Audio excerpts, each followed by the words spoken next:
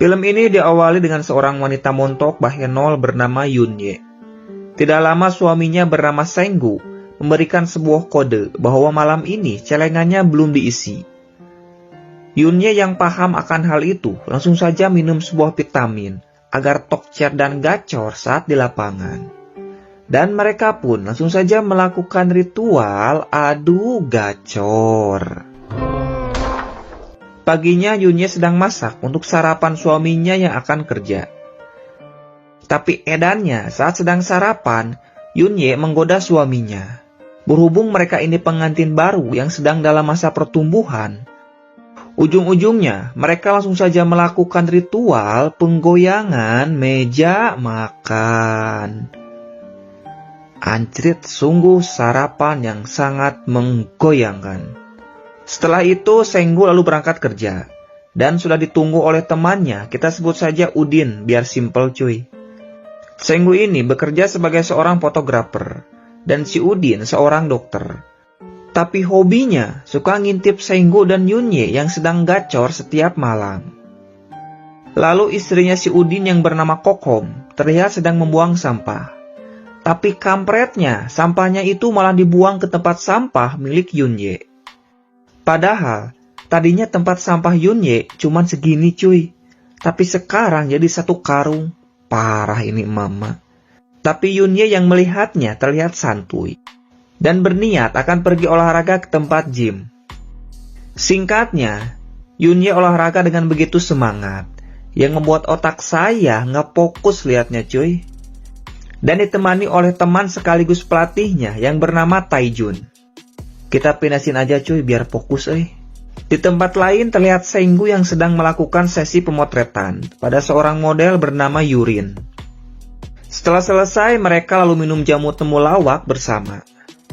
Di sini Yurin curhat kalau dirinya akan diusir dari rumah kontrakan karena tidak bisa membayarnya dan bingung harus tinggal di mana. Si Yurin yang sudah mabok parah diantar pulang oleh Senggu. Besok paginya, Senggu dan Yunye sedang asik melakukan ritual senam pagi. Tapi apesnya, saat Senggu akan berangkat kerja, di dalam mobil si Udin malah muntah, yang membuat Senggu tidak konsentrasi. Dan akhirnya menabrak mobil yang ada di depannya. Senggu langsung meminta maaf dan akan mengganti rugi untuk memperbaikinya. Dan hal itu membuat Yunye marah pada Senggu. Karena menggunakan tabungan miliknya untuk memperbaiki mobil yang rusak. Padahal uang itu untuk membayar hutang pada Bank Emok, belum lagi token listrik, dan juga kuota tri yang sudah habis, karena ingin menonton konten channel lembur film yang terbaru. Dan kata Yunye, untuk yang belum subrek harus subrek dulu, biar selalu ketemu sama dia. Itu kata Yunye cuy, bukan kata saya. Singkat waktu, saat di tempat kerja, Senggu terus memikirkan perkataan Yurin yang akan diusir dari kontrakannya. Senggu yang kasihan lalu menelepon Yunye dan meminta izin agar Yurin diizinkan tinggal di rumah mereka. Tapi Yunye jelas menolaknya. Di tempat lain, Yunye melihat Taijun membawa tas dan juga barang-barangnya. Ternyata dia diusir dari rumah oleh pacarnya, dan sekarang bingung harus tinggal di mana. Yunye yang kasihan lalu mengajak Taijun untuk tinggal di rumahnya saja. Tapi kampretnya, si Yunye ini tidak bilang dulu pada Senggu kalau Taijun akan tinggal di rumahnya. Kata saya juga apa cuy, gak di mana-mana wanita emang selalu benar. Singkatnya, Taijun sudah berada di rumah Yunye dengan membawa barang-barangnya. Saat Senggu pulang, dia langsung olohok karena ada pria lain di rumahnya dan membawa tas dan juga koper. Yunye lalu bilang kalau dia ini adalah temannya dan sekarang akan tinggal di sini sampai menemukan rumah yang baru. Senggu yang melihatnya hanya bisa terdiam kaku karena sebagai seorang suami dirinya merasa tidak dihargai. Ternyata besok paginya, Yurin datang sambil membawa seperangkat koper untuk tinggal di rumah ini. Dan dia melihat Taijun yang baru selesai mandi. Singkat waktu, malamnya Yurin dan Taijun sedang mabok tuak versi kaleng. Si Yunye yang baru pulang langsung marah karena ada seorang wanita di rumahnya. Yurin lalu bilang kalau dirinya adalah teman Senggu dan akan tinggal di rumah ini karena disuruh oleh Senggu. Pada akhirnya mereka semua menjadi akur dan rukun. Besok paginya, Senggu dan Yurin pergi untuk kerja. Si Udin yang melihat ada barang bagus mencoba untuk menggoda Yurin. Di sisi lain, saat menelepon Senggu, Yunye mencoba mengambil alat untuk memasak. Tapi karena terlalu tinggi, Yunye kesulitan untuk mengambilnya. Sampai-sampai dia mengeluarkan suara untuk mengambil alat itu. Dan akhirnya Taijun mengangkat Yunye agar bisa mengambilnya. Si Yunye lalu menutup telepon dari Senggu. Tapi ternyata Senggu mendengar suara itu merasa curiga dan membuatnya tidak tenang. Sampai-sampai dia membayangkan kalau Yunye sedang bermain kuda lumping dengan si Taijun. Untuk memastikannya, Senggu langsung pulang dan mencari Yunye ke setiap ruangan, tapi tidak ada.